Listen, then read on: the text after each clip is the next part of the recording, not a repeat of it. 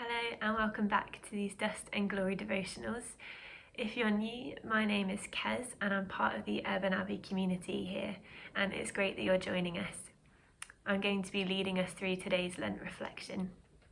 And so as we begin, let's take a moment to be quiet, to pause, to still our hearts, and to become aware of God's presence already here, already within us and around us.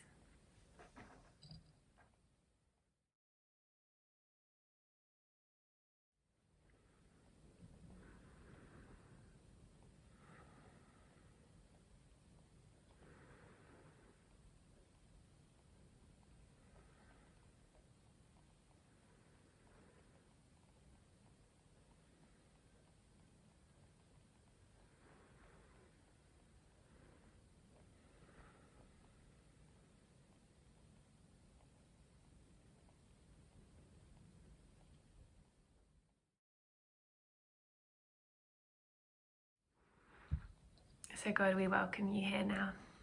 Thank you that you are already here, but we want to acknowledge you and lift our thoughts to you now. Amen. So our passage today is from 1 Kings chapter 19 and verses 7 to 12. And you might want to pause the video now and read the full passage, but I'm going to just read an extract from this booklet. Then the word of the Lord came to him, saying, "What are you doing here, Elijah?" He answered, "I have been very zealous for the Lord. I alone am left, and they are seeking my life to take it away." One of the skills we need to most learn in living well with failure is how to be wrong. The realization that you might be wrong about something happens most often after you've had an argument with someone else about it. Elijah, in today's reading, is certain he has been forsaken by God and feels betrayed and angry.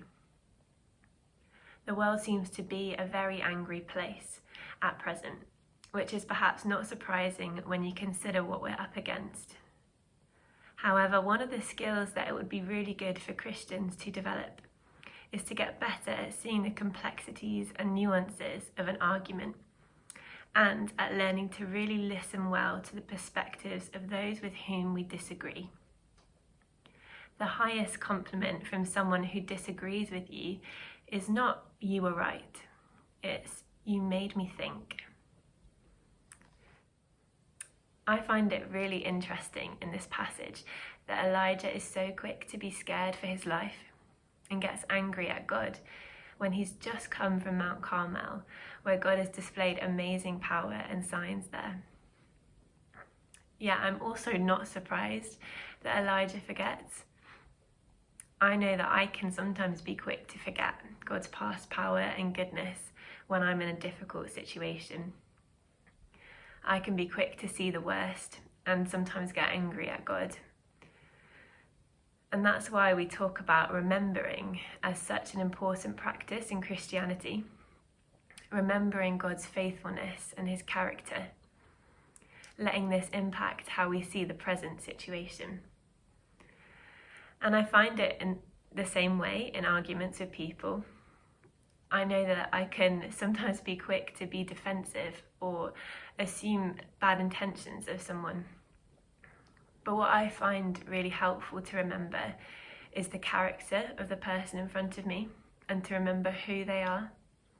They are made in God's image, displaying something of his glory.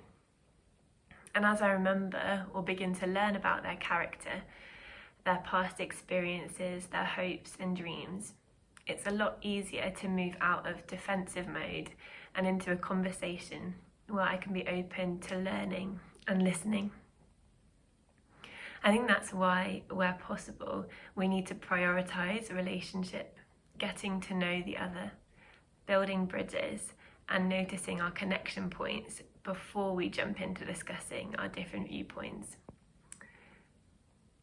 And so, as we draw to an end, we're invited to reflect on arguments. Having arguments is sometimes healthy. It's not normal to agree all the time. But when we argue, Can we change the goal from winning to learning? So let's take some time now in the quiet to bring those thoughts to God.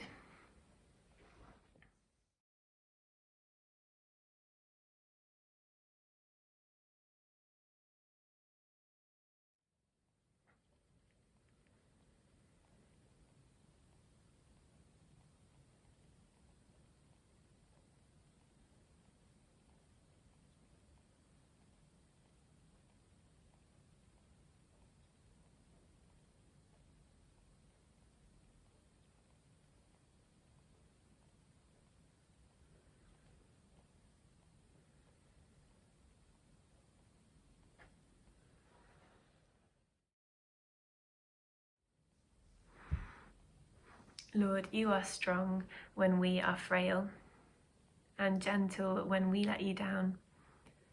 Help us to lean on you this week. Amen.